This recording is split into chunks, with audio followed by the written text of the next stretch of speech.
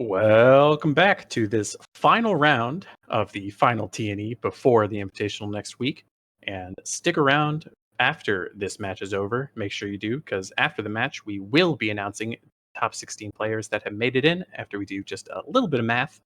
And one of them, though, is going to be either Phoenix or almost right here. And as I was talking about before, Phoenix, after getting all of these points, is, I believe, locked, guaranteed on leaderboard points alone. They could lose this round and still qualify for the Invitational. Almost, however, is not in the race at all. Almost is not close to making it. So a big win here for Almost if they were to get it, because that would qualify them directly for the Invitational next week. And also, obviously, Phoenix on this Alessi deck that we've seen many a time before, and almost on the Rainbow Relics deck, as it looks like we are going right into the match here.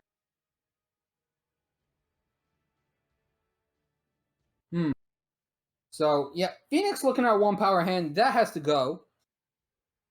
Absolutely. Almost, only starting to play in turn 3. I think this... Well, this hand, if you get some cheap relics, it can do things, but... Yeah, lobotomies without a relic to sack. That's rough. Yeah, if you get some chief relics there is the real caveat, because otherwise you're just looking at a dead hand other than the Mystical Shackles. So yeah, both players ship it out. Better hand for Almost. Almost a worst hand for Phoenix. See, it does go to 6.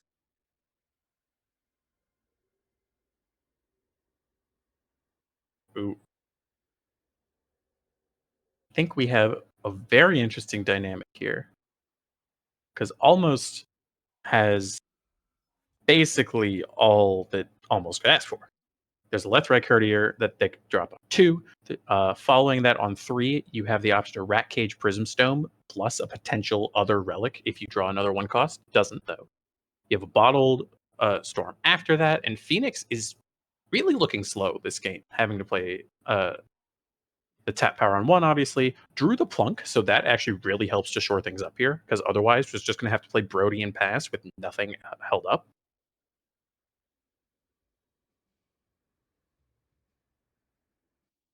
But A turn 2 plunk. Yep. Yeah, this turn 2 plunk definitely helping out with the way that Phoenix is shaping. Like I said previously, the Rat Cage plus the Prism Stone being able to come down here does indeed do it.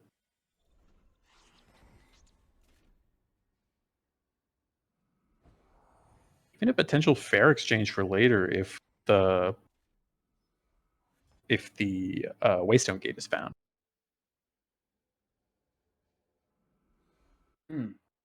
Yep, that's true. In the meantime, Almost now trying to dig for relic sack. I think the only relic sacrifice in his deck is the Lethrai Lobotomy, though. Oh wait, no, the Clear the Way Clear as the way. well. Yeah. Yep. So lots of small combos in this deck, but they've been coming together consistently enough today. Yeah, obviously consistently enough since Almost made the top 8 and top 2 even in this finals match. Right. But Phoenix, looking to really turn up the pressure very quickly here. Yep, that Brody they've been saving for the entire game is here. The Alessi pickup is also very nice, given that the Fearless Crescendo turns into a 3/3, and Plunk, even with flying, is going to be able to very reliably connect here. Granite Ring. The ring that was gotten off that Severin.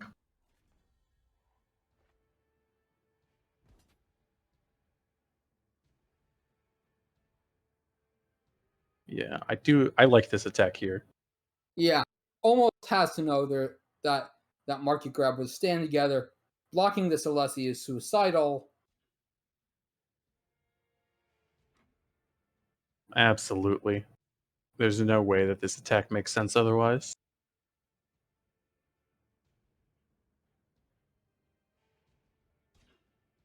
Very much thinking interesting. Throwing left right courtier away? I don't agree. Not for Yeah, 3 life. yeah, not for 3 life and not when you're still at a fairly healthy 22.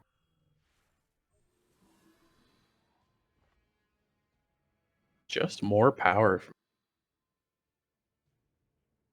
There's the there's the clear the way. Okay. Able to play it this turn actually because the ring and the rat cage are both in play as well. Although likely to play power for the turn and then sacrifice only 2 of the relics. Okay. What of the fair exchange? Yeah, not enough relics for the striding skyline to really have an impact. Yep, the Striding Skyline is not going to have an impact. I also believe uh that the road makers it makes are 6 cost, I want to say, although Yes. I could be wrong. Yeah. Yep. So only the 6 costs in the market are able to be gotten Right. by this fair exchange. Black Sky Harbinger, however, actually not that bad here. As it would not only pop Plunk's Aegis, but also provide a blocker in the air.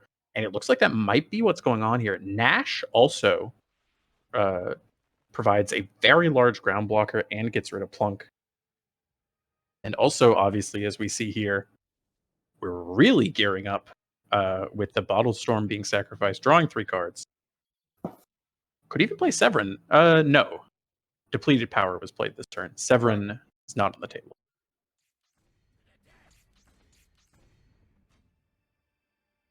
Do we see the fair exchange? The answer is yes. Now the question is what, and there, okay, is getting Black Sky Harbor. Because Pitfall Trap did pop Plunk's Aegis, so that is just death for the Plunk. Mm-hmm. Unfortunately, not that safe. Nope, not safe at all this time around. Okay, so Phoenix has 1 card to play. Yeah, it's looking a bit rough as another clear the way. I know that this is an amethyst ring, and I know that there's a pitfall trap in play. Does have the rat cage still, does have the granite ring still. So this Granite could just Ring. come down. Yeah, that's a lot of damage coming through. Yeah, opts to activate the granite ring though. I do like this play more because this is going to be a very big attack, and I want to say that they have not played power yet, so could activate or no, it's once per turn trigger for the ring. Yep. Yeah, so can choose to activate the amethyst ring as well, but not going to be able to pump up the team again.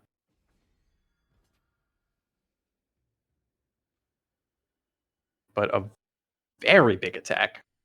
Stand Together just gonna allow Alessi to trade with Severin, or save the 4 damage here from the Sentinel, should Phoenix choose to. But this is looking rough right now. Although I will say we have seen Phoenix come out from worse. Hmm. Could double block the Sentinel. Yeah, double block Sentinel, you lose your Brody if you do that. And I'm not sure how much I like that given the large amount of rats that are on the board left. Goes to Hmm. 2. Keeps. Yeah.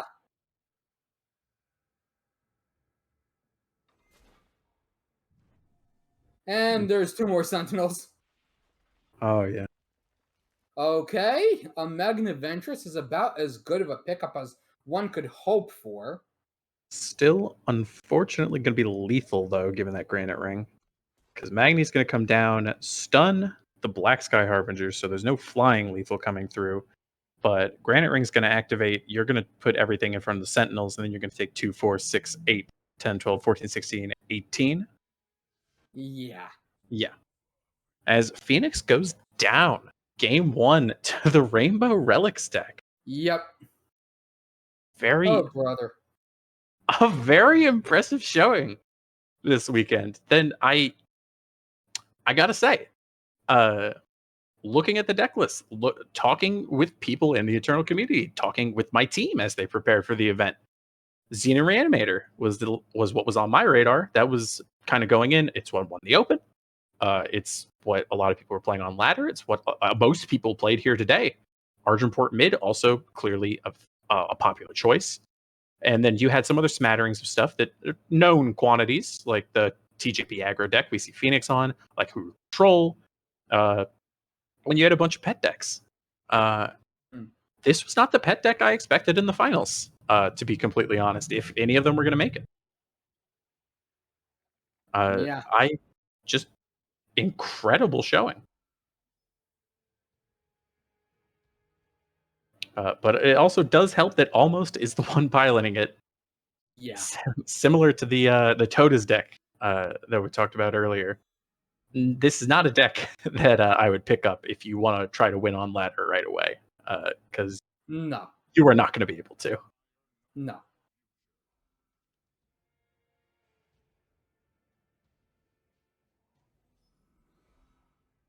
Another This is also another slow start for Phoenix right here. Because the Brody coming out is gonna be able to attack into the 0-3, but it's not gonna be able to do a whole lot. The mirror images on Brody aren't where you want to be. Uh, but you might, yeah, Phoenix opting to do it just to be mana efficient this turn. Because you could Derek Thane and then mirror image the Derek Thane next turn for some more value, but looking a bit awkward for Phoenix's side, although looking I'd say a bit more awkward for Almost side right now. A lot of relics, not a lot of relics that do something.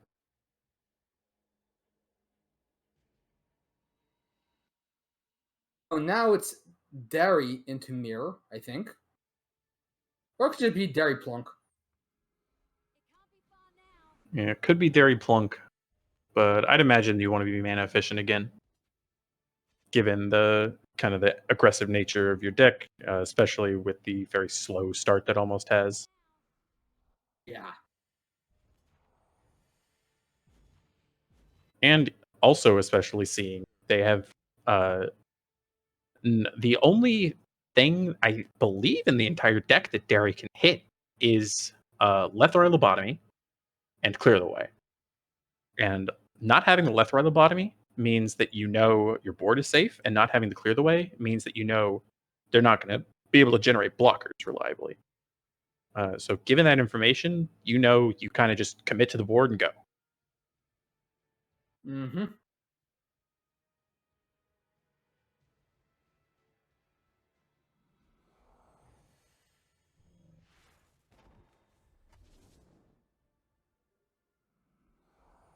As double Pitfall Trap, Thicket Trap is what's going to be played here, just to pick off one Brody.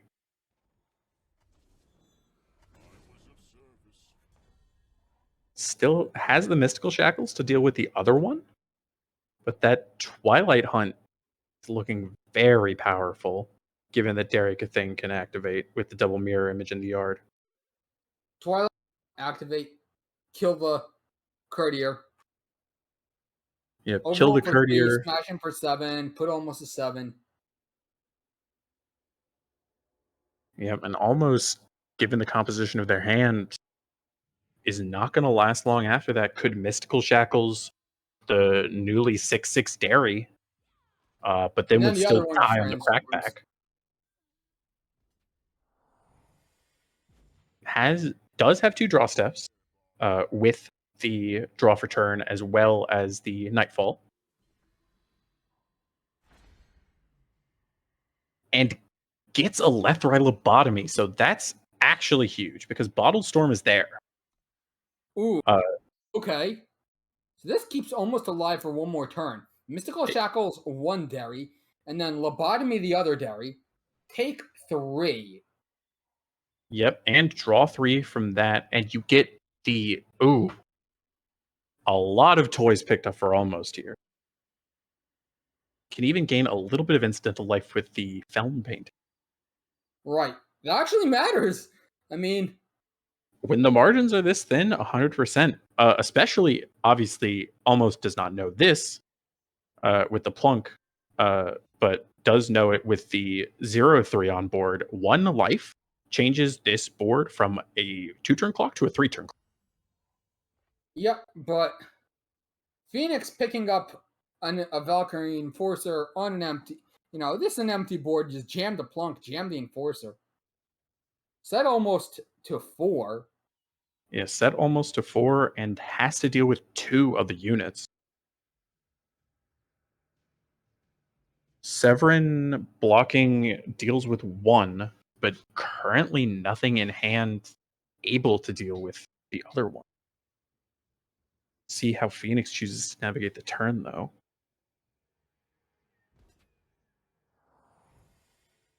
Attack coming out first. I like this. It's going to happen no matter what, so might as well. Chooses nothing. Very much slow rolling it. Respect, really paying a lot of respect to Almost, because they do have 7 cards in hand. Does have the option to mark it for something like the Mystical Shackles, like the Stand Together. I do think it's correct. I think there's no reason to overcommit to the board, and I think you can afford to play respectfully. So, you know, so why wouldn't you? Essentially, I mean, what is Phoenix respecting by holding back the 2 units is what I wonder. the thing you're respecting essentially is another big pop off turn because with all those cards in hand, if you had another turn where you were able to do something like kill the Valkyrie Enforcer, kill the Brody, and then play the Severin, especially if you have the Severin, especially allows for some very big pop off turns. And so Hmm. Severin to deal with 1 blocker on the ground, you kill the Valk Enforcer, and then you're able to kill Brody, and you have Severin to block the plunk. Then you're suddenly in such a bad spot. You could Right. obviously Fearless Crescendo for something like Steam Light in that case afterward, and kill the Severin and get through and put them to 1. Uh, but like Fearless Crescendo for Stand Together is still just lethal on this board. Hmm.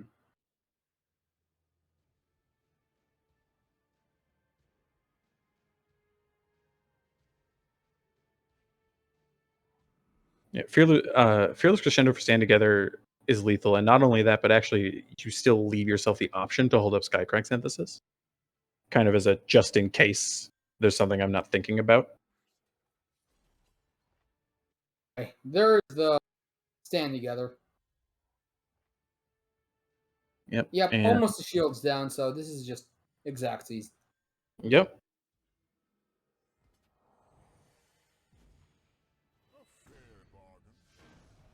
and almost getting put to 0, taking us to game 3 as we saw we saw a lot from almost actually. Game 1 obviously worked out. We saw a lot of synergy. Game 2, we still saw a lot of synergy actually. It Hmm. just wasn't quite enough. Yeah, definitely took some hits early on and, you know, died to the last bits of Phoenix's offense. Yep, that Alessi, actually no, Alessi never came. The double Brody and the double Derek Yeah. Thane.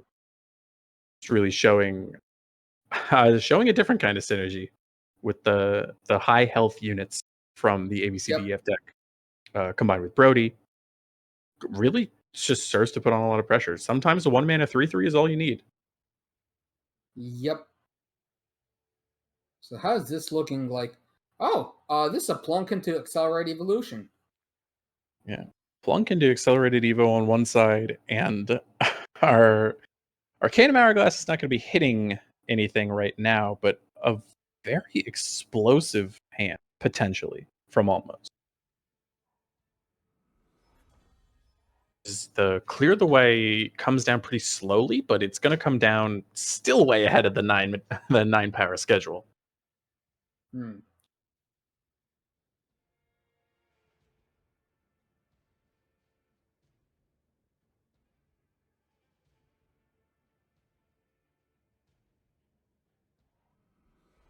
Has to make a choice of what to play right now, though.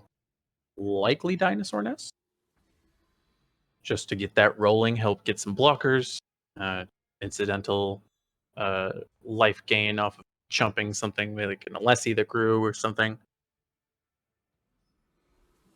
Arcanum Hourglass also essentially a do nothing relic at this point without anything in the yard, without the Felm Vows, the Combre Vows, etc., etc. But forced to play it out now. Could have opted to play Rat Cage, but Rat Cage not great at blocking.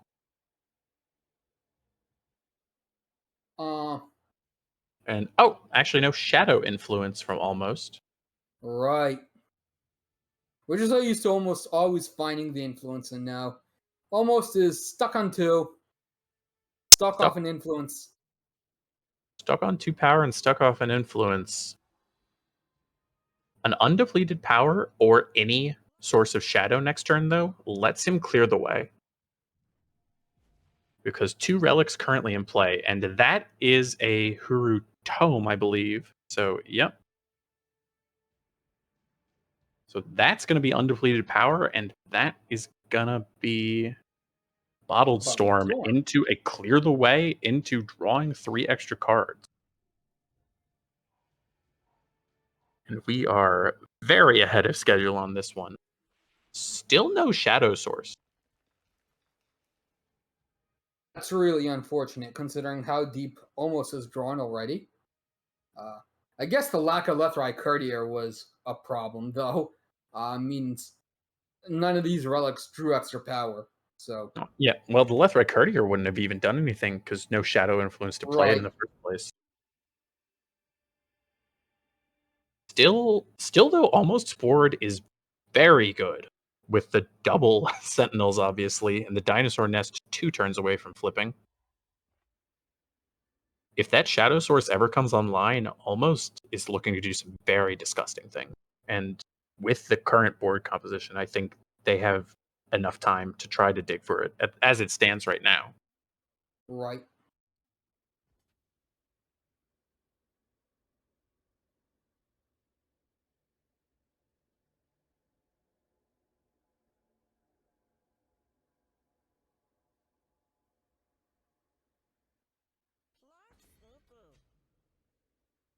Interested to see if they're going to choose to contract. Doesn't. Probably to play the Magni.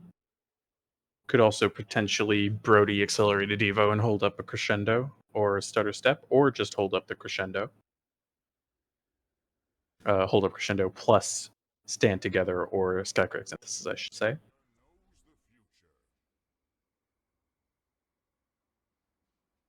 It looks like they're just choosing Brody. Probably gonna, yeah.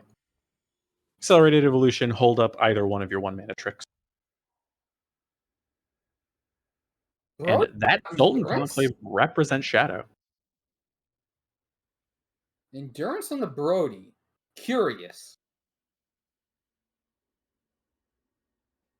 Oh, Yeah, I guess there's the crescendo in hand, but hmm,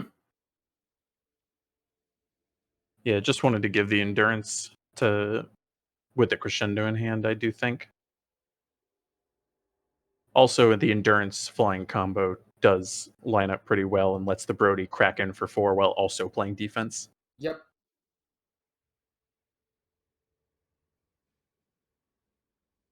Almost just thinking about how they want to sequence the turn, though. Shadow Influence is big, but still a very difficult turn. Has a lot of options with the Rat Cage, with the double left right lobotomy, although I don't believe there's any more relics in play. Severn So, into Rat Cage. if Severin into Rat Cage, also a definite option.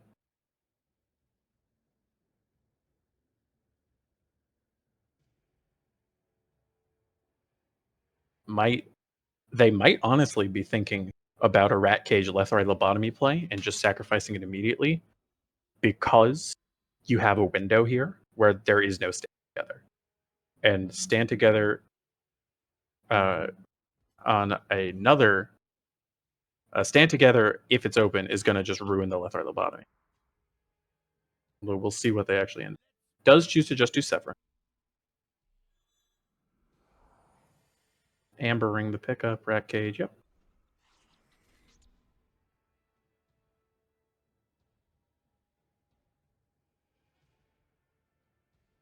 Very honestly, I'd say a tough turn. I'm still not quite sure what I would have played there if I was in Almost seat, but Almost also, as we touched on previously, much better pilot of this deck than probably either of us are. Yeah.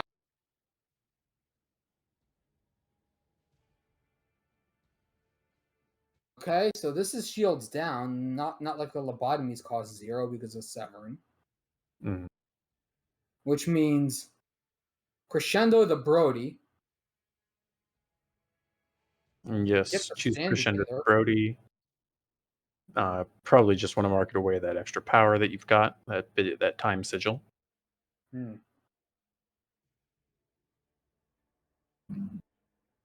This is the thing though, because could choose to get Queer and Ascendant. If you get Queer and Ascendant, you're only hitting that rat cage, which is not super impactful. Does So choose to get Queer and Ascendant though.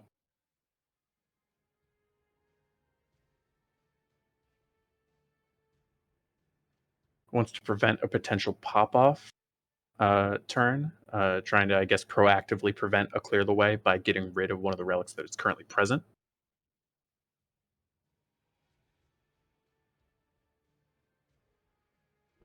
Does also limit the usage of left or right lobotomy.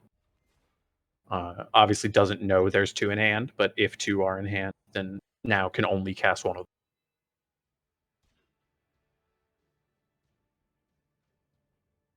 Opting to block the 4. I'm not certain if that needed to happen. is at a pretty precarious life total as it stands.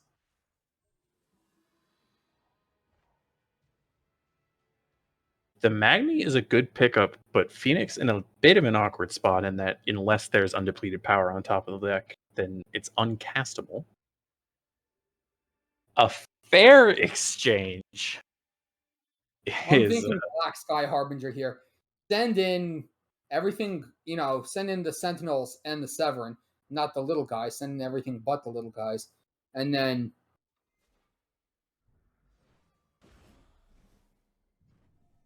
cheat. Huh. oh no, this is Nash. Oh, yeah. This is Nash. This is huge. I forgot about Nash for a second as well. Now, the entire board of Phoenix put onto the bottom of the deck and able to crack in for 10. And now it just looks like almost win because Magni can't be played unless there isn't even an invoke because they didn't have double primal. This is just the end of the game. Stutter step gonna be able to prevent 6, which does mean they survive a turn because this is only no, they don't survive a turn. Because the 1/1 killer does not have hate, does not have charge. Yeah. So they will only go to 1. So Phoenix is going to get one more turn, but even then, don't think it's going to be enough. Yeah, Stutter Step the Nash, take 9. Go to 1. Stun the Nash with the Magniventress. Yeah, you stun the Nash, but then you just die to everything else. Yeah. That extra power lets them play an accelerated evolution, but that accelerated evolution is not going to do anything. Nope. Yeah, and almost takes it down, winning the Rainbow Relic. series in 3 games. And with that Rainbow Relics deck is going to secure their spot Wow. for the Invitational next week. Wow. Bit of a dark horse. Like I touched on this before, but like I said, won their first 2 matches to go 2-0, lost the next 2 matches 0-2. It got the bye round 5 due to an uneven number of players, and just barely snuck in the 8th spot for that top 8. But winning the first 2 rounds, the Breakers were good enough that they got in and took down the event. Yeah. It was crazy. Like I said before, though, Phoenix is still going to be able to make it into that unless something radical changes with his leaderboard points in the next 5 minutes. So even though Phoenix lost today, still very likely going to be able to make it in to that invitational. Speaking of, we are going to take a quick 5-minute break here, but don't go anywhere. Tournament may be over for now, but when we come back in 5 minutes, we will announce our 16 players definitively that have made it in for next week's invitational and give you just a little bit of info about how that's going to shake out. So don't go anywhere. Welcome back, and thank you very much for your patience as we did the math and sorted everything out. But we now have locked in our top 16 competitors who will be participating in the TNE Invitational held next week. First, we're going to take a look at the wildcard breakdown so you can see how things shook up there. Jez, who we just saw participate in that top 8, is first out of the wildcard slots, notwithstanding the people who have already qualified. For example, Gozu, I think, is the very top. So Jez, out of the people who have not already qualified, comes in first. Apple Chips right behind, tied with 22 points. Croge, Phoenix, and Martin all tied with 20 points to be the third, fourth, and fifth slots. Phoenix and Martin, obviously, as we just saw in the top 8.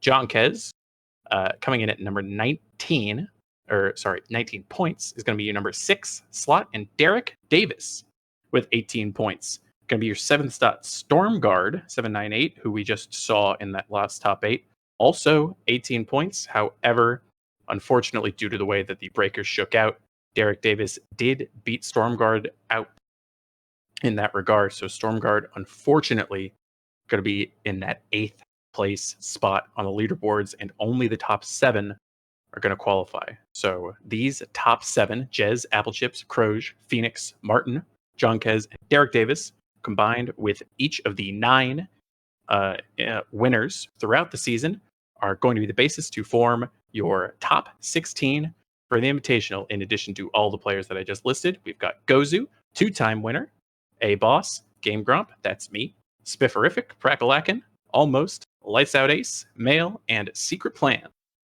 And this is going to be what it's going to look like when you tune in next week to watch the Invitational.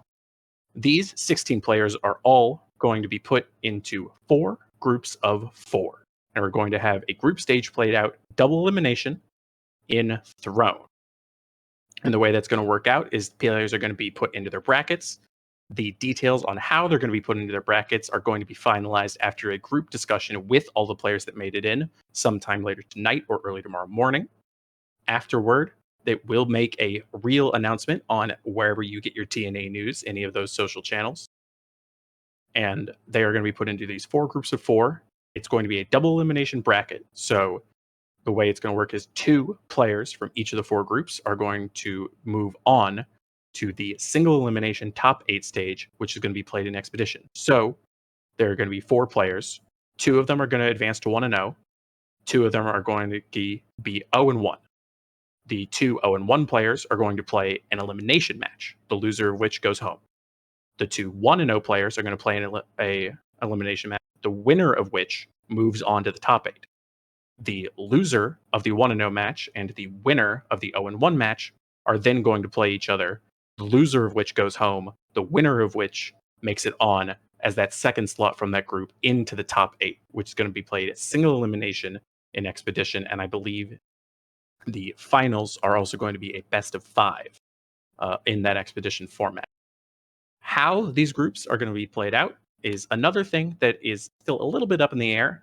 There's going to be some player input, and the top 16 players who are in this invitational are going to be consulted again tomorrow, tonight or tomorrow morning, sometime there. And so look for that final announcement of when and where you can watch that, wherever you get your TNE news on any of those social channels. I believe the 2 methods right now are either going to be some asynchronous games being played or a stream as you're used to with these. And if the asynchronous games are played, you still would be able to watch all of them restreamed with commentary after the fact, though, obviously. And no matter what, though, that top eight will be played Saturday on this channel right here, Tuesday Night Eternal on twitch.tv. So don't you worry, still going to be able to watch some fantastic games of Eternal. Anything you want to add, Ilya? Covered quite comprehensively. Should be a fairly interesting tourney. And yeah, congratulations to our new qualifiers, and you know, tune in next week for the Invitational. Very well said. And with that, that's going to do it for our stream here. So before we cut it off, I'd just like to thank the Tuesday Night Eternal sponsors, Gibbon Plus Plus, Cassandrith, still doing his Slimes of Summer event if you want to go check that out and support charity, The Misplay, as well as Telemocos. And I'd also like to give a shout out both to my co-caster Ilya, as well as the people that make things tick behind the scenes. That'd be the Overmaster, who has been our restreamer today, and SRFS for doing just all of this, really. So thank you very much to everybody. Thank you very much to our sponsors, and you can stay tuned, like I said, wherever you get your TNE news on any of those social channels, and you will be able to find out the plans whenever they are finalized. Hopefully, the announcement will go out sometime tomorrow, Monday at the latest, and make sure to come back at the bare minimum next Saturday to come watch the exciting conclusion of this spring TNE series with this invitational, the winner of which is going to go to Worlds.